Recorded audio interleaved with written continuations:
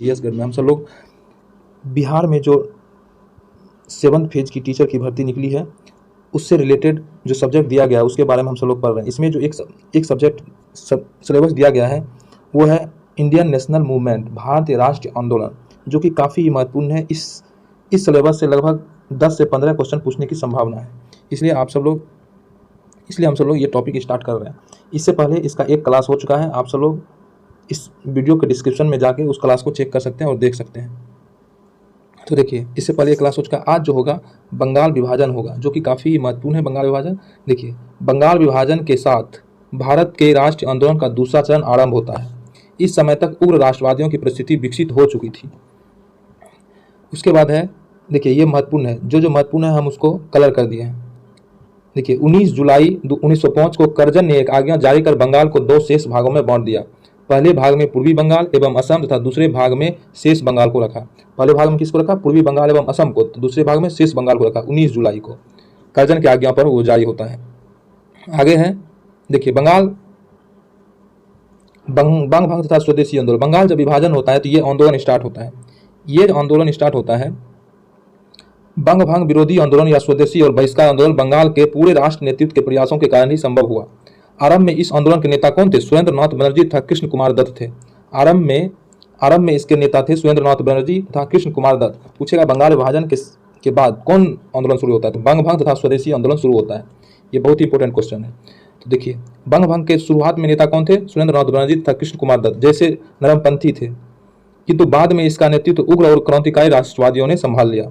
शुरू में नरमपंथी संभाला था सुरेंद्र नाथ बनर्जी था कृष्ण कुमार, लेकिन बाद में इसको गर्मपंथी ने इसको संभाला। अब देखिए, विभाजन विरोधी आंदोलन। विभाजन विरोधी आंदोलन 7 अगस्त 1905 को प्रारंभ होता है। कब होता है? 7 अगस्त 1905 को प्रारंभ हुआ। उस समय उस दिन कलकत्ता में टाउन हॉल में विभाजन के विरुद्ध एक बहुत बड़ा प्रदर्शन हुआ। कहाँ हुआ? टाउन हॉल में विभाजन के विरुद्ध एक बहुत बड़ा प्रदर्शन होता है। विभाजन जो होता है 7 अगस्त 1905 को विभाजन विरोधी आंदोलन स्टार्ट होता है। उसके बाद देखिए, ये सब इंपॉर्टेंट है। 16 अक्टूबर 1905 को बंगाल विभाजन लागू हुआ। 16 अक्टूबर 1905 को बंगाल विभाजन लागू हुआ। आंदोलन के नेताओं ने इस दिन को पूरे बंगाल में शोक दिवस के रूप में मनाने की घोषणा करता है। इस दिन लोगों ने उपवास रखे, हड़ताल की तथा गंगा स्नान किया। विभाजन के समय ही रविन्द्रनाथ ठाकुर ने अपना प्रसिद्ध गीत अमार सोनार बंगला लिखा, जिसे सड़कों पर जुलूस में शामिल जनता गाती थी। बाद में वर्ष 1971 में बांग्लादेश ने इसे अपना राष्ट्रगीत बनाया। राष्ट्रगीत अमार सोनार बंगला को बांग्लादेश ने कब बनाया? 1971 में बना लिया। देखिए, आगे है कि कवि रविन्द्रनाथ ठाकुर ने सुझाव पर यह दिन जनता एकता और मैत्री दिवस के रूप में मनाया। यह दिन जिस दिन बंगाल विभाजन को लागू किया गया, किसके सुझाव पर जनता ने मैत्री दिवस के रूप में मनाया? कवि रविन्द्रनाथ ठाकुर के रूप में। अब देखिए, स्वदेशी और बहिष्कार आंदोलन के, देखिए, इसमें क्या होता है कि आंदोलन के दौरान अनेक कपड़ा मिलें, साबुन और माचिस के कारखाने, हैंडलूम उद्योग, राष्ट्रीय बैंक एवं बीमा कंपनियां खुली। आचार्य प्रफुल्ल चंद्र राय ने इस समय प्रसिद्ध बंगाल केमिकल स्वदेशी स्टोर्स की स्थापना करता है। बंगाल केमिकल स्वदेशी केंद्र की स्थापना कौन करता है?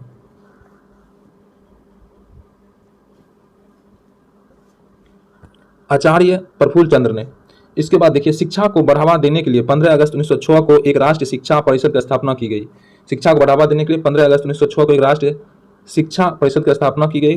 कलकत्ता में राष्ट्रीय कॉलेज का आरंभ हुआ, जिसका प्रधानाचार्य अरविंद घोष हुआ। कलकत्ता में राष्ट्रीय कॉलेज का स्थापना हुआ, जिसका प्राचार्य कौन बना? अरविंद घोष बनता है। अब देखिए, आगे है, आंदोलन के दमन में मुस्लिम लीग की स्थापना होती है। इससे देखिए, मुस्लिम लीग की स्थापना हो जाती है।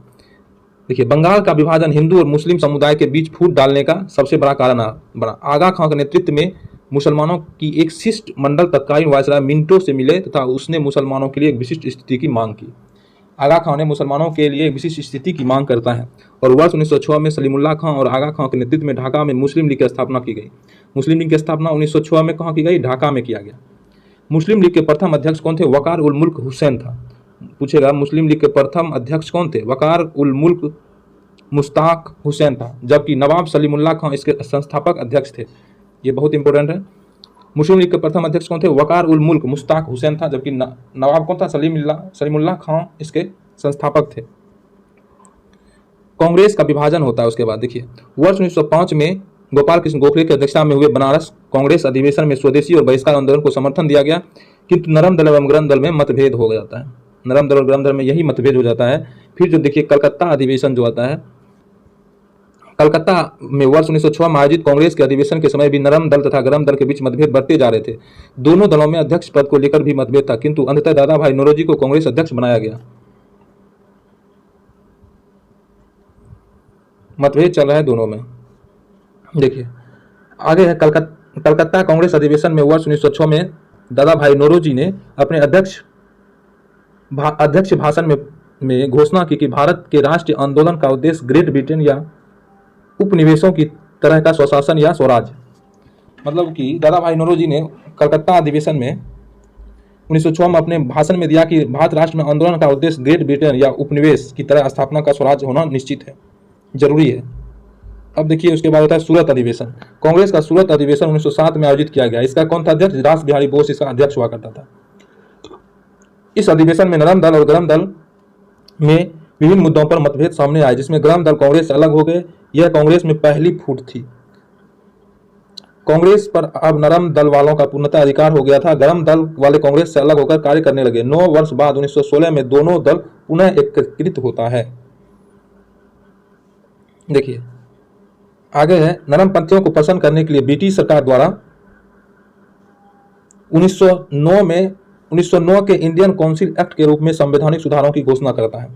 ब्रिटिश सरकार क्या करता है? नरमपंथियों को खुश करने के लिए 1909 में इंडियन काउंसिल एक्ट के रूप में संवैधानिक सुधारों की घोषणा की गई। वर्ष 1911 में बंगाल विभाजन समाप्त करने की घोषणा की गई था। केंद्र सरकार की राजधानी कलकत्ता से हटाकर दिल्ली लाई गई। अब देखिए दिल्ली दरबार लगता है। वर्ष 1911 में दिल्ली दरबार का आयोजन किया गया। इस दरबार में ब्रिटेन के महाराजा जॉर्ज पंचम था, उसकी महारानी ने भी भाग लिया। दरबार की प्रमुख घोषणाएं थी क्या? कुछ घोषणाएं थी जो कि इंपोर्टेंट है, उसको हम देख लेते हैं हम सब लोग। दिल्ली दरबार के अवसर पर 2 महत्वपूर्ण घोषणाएं की गई। एक तो वर्ष 1905 में किए गए बंगाल विभाजन को रद्द किया गया, और दूसरा था कि राजधानी कलकत्ता से दिल्ली स्थानांतरित की गई। और देखिए क्या था, भारत में यह दरबार 1887 में, 1903 में और 1911 में आयोजित किया गया। कब दरबार, दिल्ली दरबार कितने बार लगा? 3 बार। पहले 1877 में लगा, 1903 में लगा और 1911 में लगता है, तो 3 बार। वर्ष 1911 के दिल्ली दरबार का समय वायसराय हॉर्डिंग थे। ये पूछता है वर्ष 1911 के समय दिल्ली दरबार के वायसराय कौन थे? हॉर्डिंग थे। अब देखिए क्रांतिकारी आंदोलन का प्रथम चरण देखिए। भारत में क्रांतिकारी आंदोलन, क्रांतिकारी संगठन महाराष्ट्र और बंगाल में अधिक सक्रिय थे। कहाँ? महाराष्ट्र और बंगाल में अधिक सक्रिय थे क्रांतिकारी आंदोलन। क्रांतिकारियों के 2 महत्वपूर्ण संगठन थे। महाराष्ट्र में अभिनव भारत सोसाइटी और बंगाल में अनुशीलन समिति। महाराष्ट्र में कौन था? अभिनव भारत सोसाइटी और बंगाल में अनुशीलन समिति के थे। देखिए 30 अप्रैल 1908 को खुदीराम बोस और प्रफुल्ल चौकी ने डगलस किंग्सफोर्ड की हत्या करने की कोशिश करता है। कब? 30 अप्रैल 1908 को, इसको याद रखिए। 1908 30 अप्रैल को कौन किंग्सफोर्ड की हत्या करने की कोशिश करता है? खुदीराम बोस और प्रफुल्ल चौकी ने। किंग्सफोर्ड मुजफ्फरपुर का जिला जज था, लेकिन गलती से 2 अंग्रेज महिलाएं मिसेज केनरी तथा उनकी पुत्री की हत्या कर दी गई। प्रफुल्ल चौकी ने स्वयं को गोली मारकर आत्महत्या करी, जबकि खुदीराम बोस पकड़े गए और 11 मई 1908 को उन्हें फांसी दे दिया गया। खुदीराम बोस को 11 मई 1908 को फांसी दे दिया गया और प्रफुल्ल चौकी स्वयं को गोली मार लेता है। इसके बीच में देखिए अलीपुर षड्यंत्र केस में हम देखते हैं। अलीपुर षड्यंत्र केस कब होता है? 1908 में होता है। इस घटना में अरविंद घोष को रिहा कर दिया गया। उसके बाद उन्होंने सभी राजनीतिक गतिविधियों से संन्यास ले लिया। अरविंद घोष देखिए पूछेगा अलीपुर षड्यंत्र केस में। देखिए सबसे पहले तो कलकत्ता के मलिकार्जुन गार्डन हाउस पर पुलिस ने छापा मारा। इस स्थान को क्रांतिकारी बम बनाने और हथियार चलाने का अभ्यास करने के लिए उपयोग करते थे। इस छापे में अरविंद घोष एवं उनके भाई वरिंद्र घोष सहित अनेक क्रांतिकारी पकड़े गए। इस केस को अलीपुर षड्यंत्र केस के रूप में भी जाना जाता है। तो क्या होता है इसमें? अरविंद घोष को रिहा कर देता है। उसके बाद उन्होंने सभी राजनीतिक गतिविधियों संन्यास लेते थे और पौंडीचेरी चले जाते हैं और उन्होंने वहीं अपना आश्रम स्थापित करता है। अरविंद घोष अलीपुर षड्यंत्र केस में उसको रिहा करता है अरविंद घोष को। अब देखिए अंग्रेजों के विरुद्ध हिंसा की और कुछ घटनाएं, जैसे ढाका के मजिस्ट्रेट तथा नासिक एवं तिरुनेलवेली के कलेक्टर को गोली मारकर हत्या की गई। वर्ष 1912 में वायसराय हॉर्डिंग की हत्या का प्रयास किया गया। ब्रिटिश भारत की नई राजधानी दिल्ली में हॉर्डिंग के पहुंचने पर उसे बम फेंका गया। देखिए जिस समय 1911 में दिल्ली दरबार लगा था उस समय वायसराय कौन थे? हॉर्डिंग ही थे। अब देखिए कुछ महत्वपूर्ण देख लेते हैं।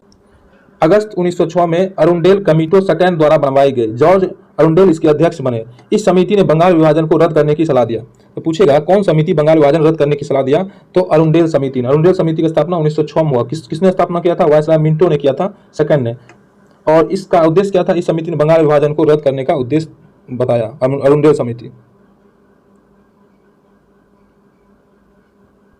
देखिए अब आगे बढ़ते हैं, विदेश में क्रांतिकारी आंदोलन जो होता है उसके बारे में। भारत में क्रांतिकारी विश्व के अन्य क्षेत्रों में भी सक्रिय थे। उन्होंने लंदन, पेरिस, बर्लिन और उत्तरी अमेरिका तथा एशिया में अपने केंद्र स्थापित किए। भारत के बाहर कार्य करने वाले कुछ प्रमुख क्रांतिकारी: स्वामी जी कृष्ण वर्मा, मैडम भिखाजी कामा, एम बरकतुल्ला, वी.वी.एस. अय्यर, लाला हरदयाल, रास बिहारी बोस, सोहन सिंह भाखना, विनायक दामोदर सावरकर और मानवेंद्र नाथ। अब देखिए क्या होता है, बाघा जतीन जर्मनी से लाए गए हथियारों से विद्रोही को तैयार कर रहे थे, किंतु उन्हें मार दिया गया। इसी प्रकार 19 वर्ष करतार सिंह सराभा को हथियार लाने के आरोप में फांसी दे दिया गया।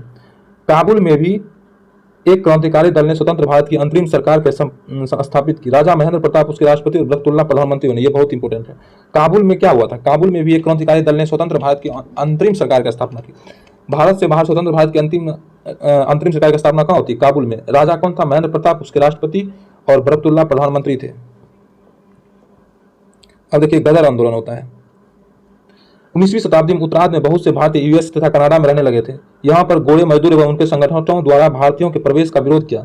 वर्ष 1908 में कनाडा में भारतीयों के प्रवेश पर प्रतिबंध लगा दिया गया। प्रवासी भारतीय द्वारा अनेक पत्रिकाओं एवं संगठनों की स्थापना की गई। गदर पार्टी का स्थापना 1913 में कौन करता है? भाई परमानंद, सोहन सिंह भाखना एवं लाला हरदयाल ने सैन फ्रांसिस्को में की थी। तो गदर पार्टी का स्थापना कौन कौन करता है?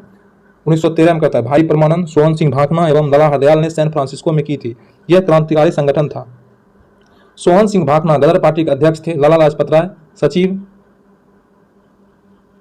और काशीराम पंडित इसके कोषाध्यक्ष थे।